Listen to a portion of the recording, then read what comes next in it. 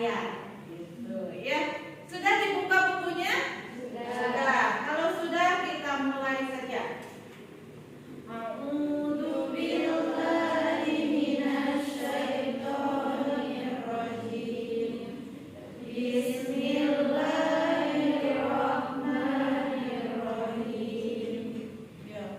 Inna fi khalqis samawati wal ardi waqtilafil laili wan nahari laayatin liulil albab. Allahul Hadim.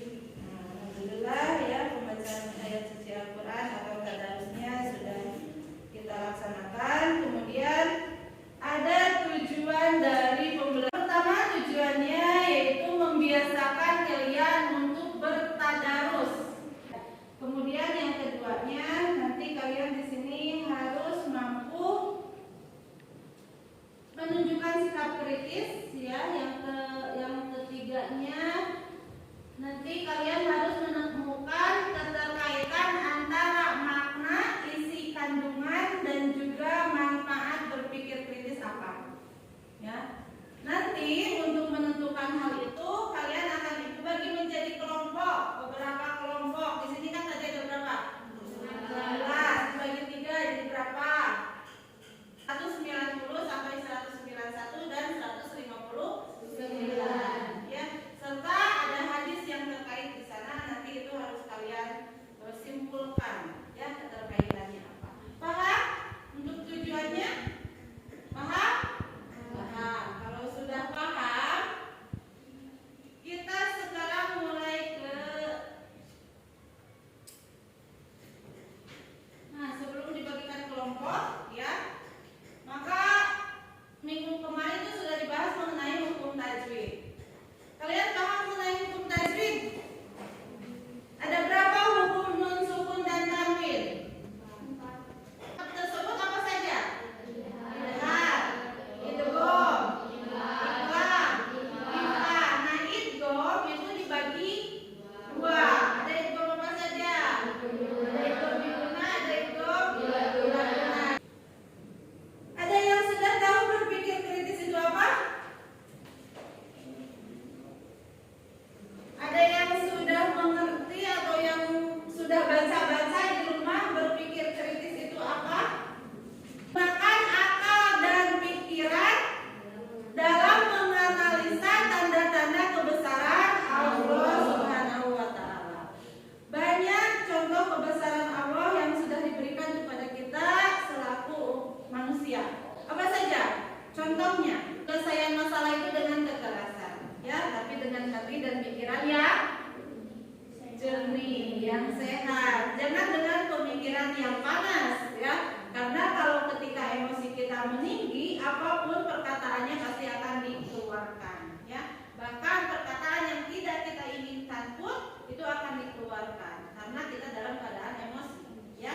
Makanya dalam menyelesaikan masalah tadi, tentunya di dalam Islam itu harus secara musyawarah, ya. Dengan kelompok menjadi 3 kelompok, 5, 5, 6, 5, 6, 5. Diisikan di situ, tugasnya nanti akan dijelaskan. Silakan diisikan dulu, dikasih nama ya, jangan lupa. Nah, untuk tugasnya sekarang mengidentifikasi makna, kandungan, saat berpikir kritis dan bersikap demokrat. Ayat 190 sampai 191 dan 159.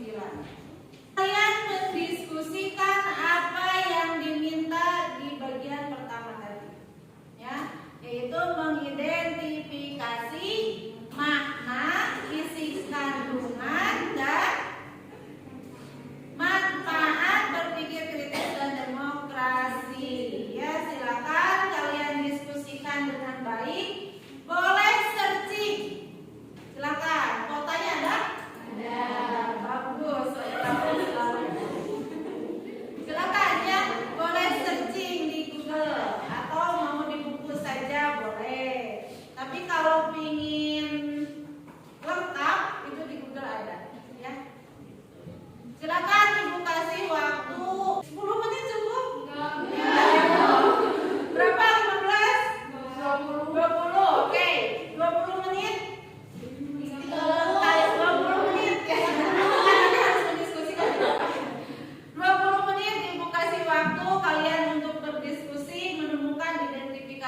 makna dari Quran surat Al-Imran. Ya, siap? Siap. Silakan dilaksanakan. Kandungan di sini ada ya. Nah, kalau maknanya berarti kalian harus menyimpulkan dari isi kandungan, dari terjemahan, dari asal muncul itu diambil kesimpulannya apa? Jadi makna. Udah ada yang tidak dipahami itu coba ada yang tidak dipahami? Udah paham? Nah,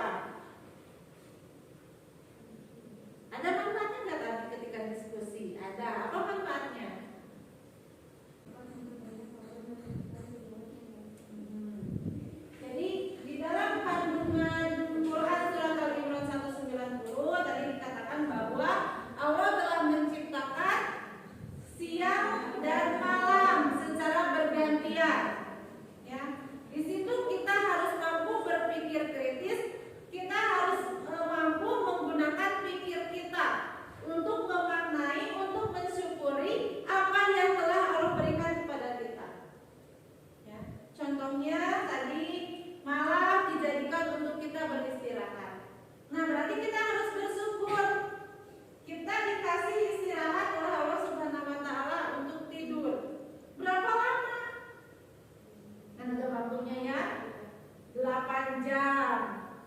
Terus kalau untuk seusia kalian yang baik berapa jam kira-kira? Kan beda-beda ya. Cukup hanya 8 jam saja untuk kalian beristirahat ya. Dan sisanya itu digunakan untuk beraktivitas. Satu hari kan ada 24 jam ya. Berarti dikurang 8 jam berapa sisanya? Ya, atau 16 jam digunakan untuk aktivitas dan juga beribadah ya. Nah, itulah yang harus kita syukuri dalam berpikir kritis. Juga tadi ada demokrasi juga. Ya, demokratis itu tadi bermakna apa? Isi kandungannya musyawarah ya. Jadi kita segala sesuatu harus dimusyawarahkan. Ketika ada permasalahan yang terjadi baik di dalam kelas atau dengan seseorang, maka harus diselesaikan dengan musyawarah ya, secara berpikir kritis. Jadi tadi hubungannya ada hubungannya antara berpikir kritis dengan demokratis atau musyawarah? Ada nggak? Tadi sudah disebutkan oleh beberapa orang di antara kalian. Apa hubungannya? Menciptakan kreativitas dalam berperilaku dan berpikir kritis akan memunculkan kesadaran terhadap sistem sosial. Itu hubungan antara demokratis sama berpikir kritis itu sangat keterkaitan ya. Jadi ada hubungannya. Hubungannya apa? Ketika kita memecahkan masalah, secara otomatis harus dipikirkan secara kritis, ya, secara logis. Jangan memikirkan ketika kita bermusyawarah, jangan memikirkan ego sendiri, ya, tetapi harus berpikir kritis dengan jernih, ya, seperti itu. Paham untuk materi hari ini? Oke. Sebelum Ibu selesaikan pembelajaran kali ini, Ibu kasih evaluasi untuk pembelajarannya. Jadi silakan kalian isi, ada beberapa soal yang akan Ibu kasihkan. Silakan kalian isi. Soal yang ada di lembar ini. Untuk evaluasi pembelajaran hari ini, Ibu kasih soal ada beberapa poin ya. Silakan kalian isi sesuai dengan kemampuan kalian. Kumpulkan hasil soalnya, hasil evaluasinya silakan dikumpulkan. Oke. Baik, tadi sudah beberapa rangkaian ya yang sudah kita laksanakan. Tadi yang pertama sudah diskusi, kemudian yang kedua presentasi, ya, yang ketiga mengevaluasi hasil dari kegiatan yang kita laksanakan, ya. Oleh karena itu, maka kegiatan ini dicukupkan sekian ya. Untuk minggu depan kita akan masuk ke contoh dari berpikir kritis dan demokratis. Maka dari itu silakan kalian cari contohnya di rumah masing-masing yang berkaitan dengan contoh berpikir kritis dan demokratis di sekolah dan juga di masyarakat. Cari contohnya sebanyak mungkin ya. Mungkin itu saja. Jika tidak ada yang ditanyakan atau mau ada yang ditanyakan terlebih dahulu? Tidak. Kalau sudah cukup, terima kasih atas kesempatannya dan juga waktunya. Mudah-mudahan pembelajaran kali ini bisa bermanfaat dan bisa kalian aplikasikan dalam kehidupan sehari-hari ya. Terima kasih.